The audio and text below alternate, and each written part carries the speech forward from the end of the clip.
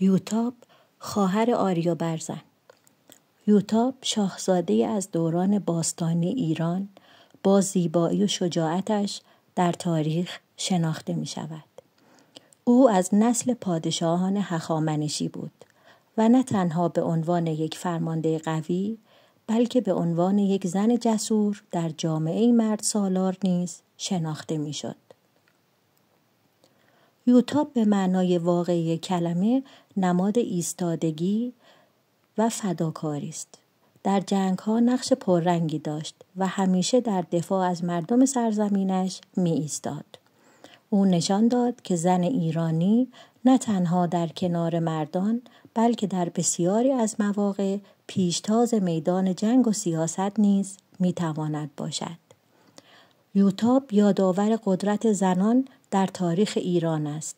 زنانی که نه تنها در دل تاریخ بلکه در دل مردم تا ابد زنده اند. دوستان قشنگم، لایک و سابسکرایب یادتون نره.